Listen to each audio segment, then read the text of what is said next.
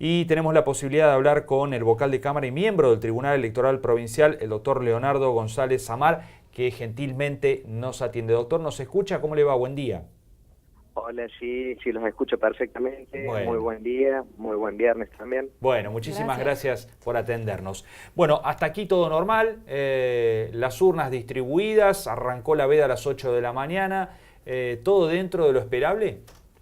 Así es, se han venido cumpliendo cada una de las etapas previstas en el cronograma electoral por el Tribunal Electoral Provincial. Cada una de las fases del proceso electoral, como te decía, se pudo cumplir satisfactoriamente, sin ningún tipo de problemas ni sobresaltos. En cuanto a las urnas, efectivamente, las urnas que van hacia el interior de la provincia ya han sido distribuidas a los nodos, es decir, a los centros de acopio de las urnas, para mañana, a la mañana, comenzar la distribución a cada uno de los establecimientos escolares. Eso en el interior.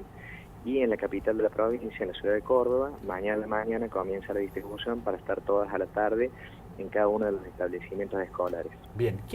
¿A cargo de quién está la distribución en el interior, doctor? La distribución en toda la provincia resultó adjudicataria a la empresa Andreani en una contratación que se hizo un llamado público de oferentes para realizar esa tarea y resultó adjudicada a la empresa Andreani. Bien. ¿Qué expectativas tienen con respecto al tema del uso de la boleta única? Bueno, la boleta única de sufragio como instrumento de votación es el que está previsto en el Código Electoral Provincial. Es decir, el Poder Legislativo que sancionó una ley que estableció que hay que utilizar este instrumento.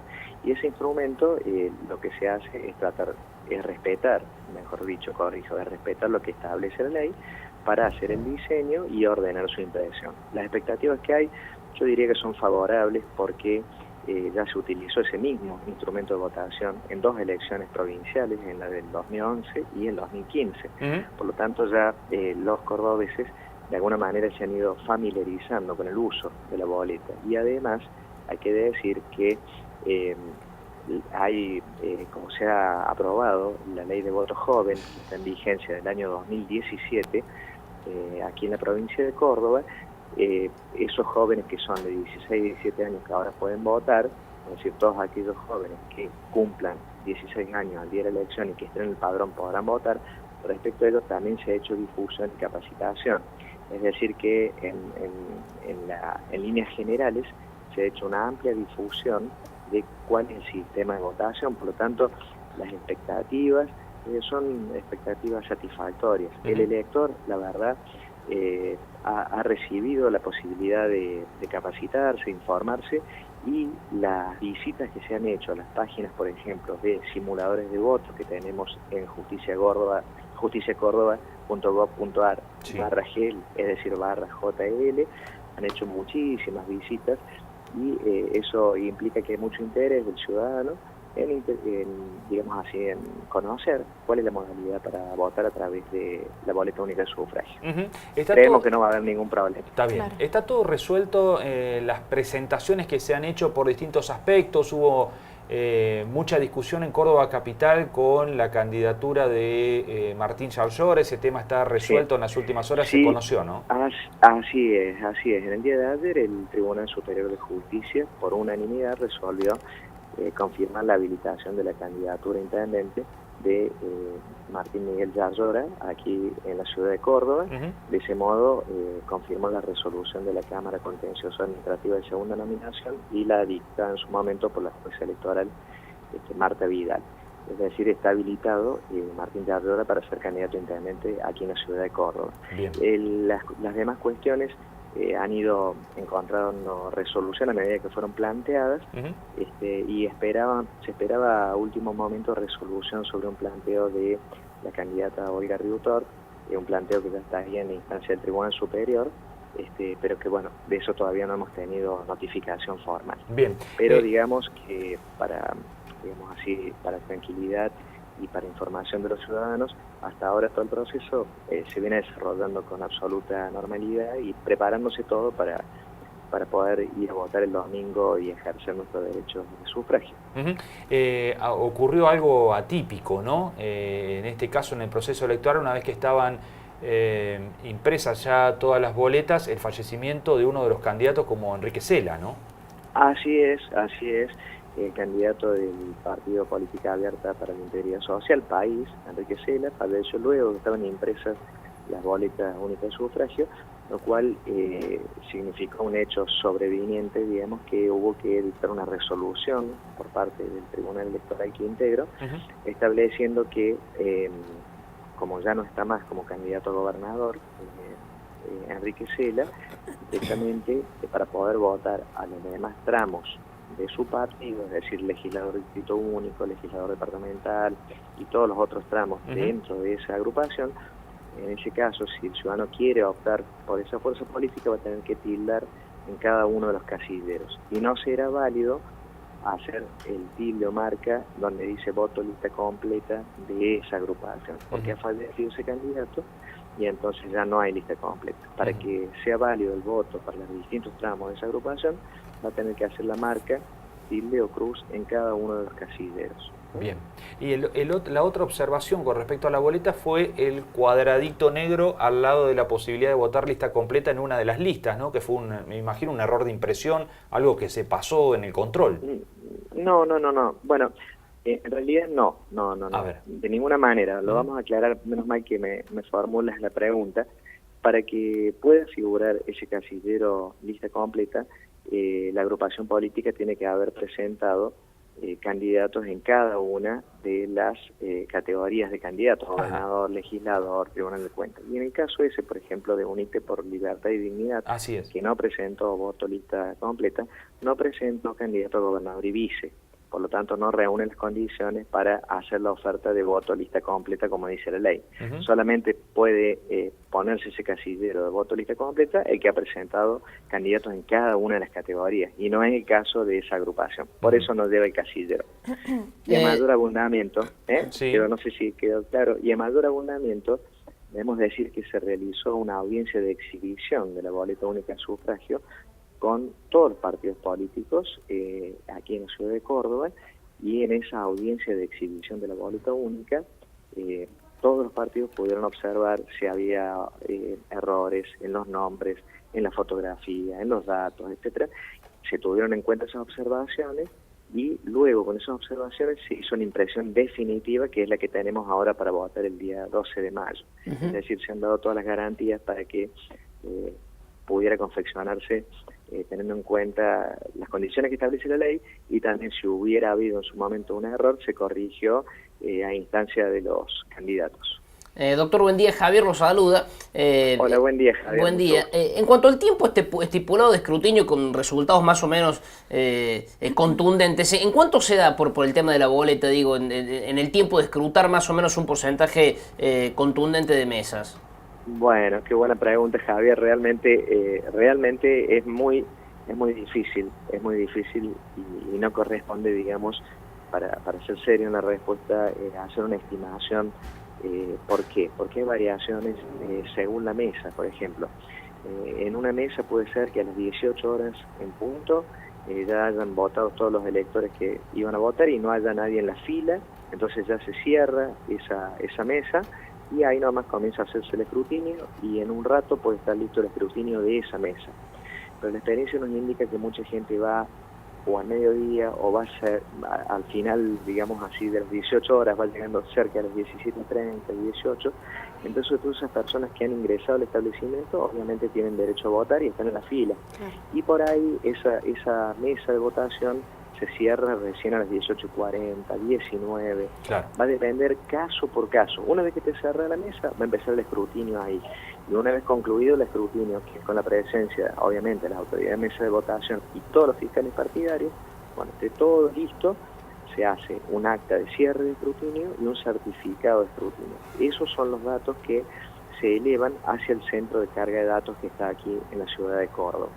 Una vez que se haya hecho la carga de los datos aquí en el centro de cómputos, allí sí se va a poder ir dando información a la ciudadanía. Se estima que lo más probable es que los primeros guarismos, los primeros resultados que se tengan podrían ser de aquellas localidades que cuentan con voto electrónico, como La Falda, Cosquín, Marcos Juárez. Quizá porque esos datos, como se cargan de manera electrónica, se puedan remitir de manera más pronta aquí al centro de cómputo y tengamos primero esos datos. Pero son estimaciones. Doctor Samar, le quería preguntar, la gente nos pregunta ¿con qué documento ir a votar y qué pasa si no votamos? Bueno, muy buena pregunta. La gente puede ir a votar con el documento que figura tal cual en el padrón, para cuyos fines los pueden ingresar a la página justiciacórdoba.gov.ar/gel, y ahí hay una pestaña que dice ¿dónde voto? Consignando ahí los datos filiatorios, es decir, nombre, apellido y documento de la persona, le va a decir dónde vota, y ahí también figura el documento. Los documentos habilitados son el DNI, en el caso de que la persona tenga una vieja libreta de enrolamiento también puede hacerlo, o libreta cívica. Siempre se trata de que debe votar con el documento que figura en el padrón o con un documento posterior a la fecha de emisión del padrón electoral. Y en el caso de que no vote, puede ser que sea justificada o injustificadamente. Puede ser, por ejemplo, que la persona tuvo una cuestión de salud, es decir, se enfermó justo ese día de la votación, o está internado o tiene algún problema de salud, en cuyo caso para ella, si acredita esa circunstancia a través de un certificado médico y lo presenta en el Tribunal Electoral dentro del plazo de 60 días de la elección, va a estar justificada de que no votó por esa circunstancia. O si la persona se encuentra a más de 500 kilómetros del lugar donde debe votar, entonces va a ir a la autoridad policial de ese lugar donde ella está en ese momento y después va a acompañar esa constancia al Tribunal Electoral y va a estar justificada. Esas son algunas de las razones por las cuales puede justificarse el hecho de no votar. ¿Certificados de trabajo también son válidos? Digamos, por ejemplo, si yo trabajo en una ciudad distinta a la que tengo que votar. No, si esa ciudad está a más de 500 kilómetros, está justificado y debe acompañar una constancia de la autoridad policial de que está trabajando en ese lugar distinto a donde debe votar. Pero un certificado de trabajo de que está realizando alguna actividad laboral a distancia menor de la que acabamos de señalar, no es causa que justifica, porque el empleador está obligado a autorizarlo a que vaya a votar. Bárbaro. Es un derecho que tiene el ciudadano. Al ciudadano no se le puede decir, no, usted tiene que trabajar, no puede ir a votar. No, tiene derecho a trabajar, y las únicas excepciones son empresas u organismos que tienen la prestación de servicios públicos. En esos casos sí se los exceptúa. Bien, y si no hay justificativo, doctor, ¿qué pasa? ¿Hay multas? Bueno, sí, si no hay justificativo, corresponden sanciones, entre otras, por ejemplo, las sanciones de multas y la posibilidad de inhabilitación para ocupar cargos públicos que están previstas en el Código Electoral Provincial. En el caso de que no haya justificativo, es decir, dijo, bueno, tengo que ir a votar y pudiendo hacerlo no voy, y no se encuentra en ninguna de las causas de justificación, entonces va a ser sancionado con una multa. Así es. Bien, ¿y la multa de cuánto es? La multa es un 10% del valor del salario mínimo vital y móvil vigente. Esa es la multa que está prevista en el Código Electoral Provincial. Alrededor de 1.200 pesos. Claro. Esa sería la multa que está prevista. Bien. Así es. Y la duda es si se aplican efectivamente estas multas después. Sí, se aplican las multas. De todos modos, se aplican las multas en el caso que no se haya justificado, ¿no es cierto? Claro. Sí, se aplican las multas, como también está prevista la aplicación de multas para el caso de las autoridades de mesa de votación que, habiendo sido citadas y no se excusaron en su momento, no concurrieron ese día a asumir la obligación que se les asignó, también tienen prevista la aplicación de multa. Y lo mismo ocurre con los fiscales públicos electorales, es decir, aquellos funcionarios que tienen que intervenir el día de la elección en los establecimientos de votación y no lo hacen, injustificadamente no concurren, también son pasibles de una sanción, de una multa. Bien. De todos modos, debemos decir que en toda la provincia de Córdoba, por ejemplo, para dar un dato así un poco ilustrativo, tenemos un total de 17.300 autoridades de mesa de votación distribuidas en toda la provincia. Tenemos son 8.653 mesas en toda la provincia y 17.300 autoridades de mesa. Esas autoridades de mesa han sido convocadas, han sido capacitadas y se han mantenido contacto a través de mails con ellos desde el Tribunal Electoral, y ellos han confirmado la asistencia. Es muy probable que todas esas autoridades de mesa concurran, y en el caso de que no pudiera hacerlo la autoridad de mesa titular, estará la autoridad de mesa o presidente de mesa suplente Claro. que concurrirá a la mesa. Bien. O sea que es de esperar que se pueda constituir con toda normalidad las autoridades que van a estar en la mesa de votación. Bien, buenísimo. Doctor Leonardo González Samar, muchísimas gracias por estos minutos, ha sido muy claro, muy amable. No, al contrario, les agradezco mucho a ustedes. Decirles que, bueno, tenemos que aprovechar la circunstancia que tenemos el domingo, cumplir con nuestros derechos cívicos, de ir a votar el día domingo, hacerlo con toda tranquilidad, con serenidad, resguardando el derecho de sufragar y sin duda que tenemos una gran responsabilidad todos los ciudadanos porque vamos a elegir las autoridades que nos van a gobernar en los próximos 4 años. Así que ojalá que desde aquí lo único que nos queda es desearle a todos los cordobeses lo mejor y bueno, y ojalá que el tiempo, como está pronosticado, nos acompañe, que eso también va a facilitar la concurrencia de la gente a las escuelas para ir a votar. Así es, recordando que es un derecho, pero también una obligación, ¿no? Es un derecho y es una obligación, así es, un derecho y una obligación y es sin duda el pilar de la democracia poder elegir a nuestros representantes. Bien, doctor, muchísimas gracias de nuevo. Al contrario, muchas gracias a ustedes, que tengan buen día. Igualmente, adiós. Bueno, allí estaban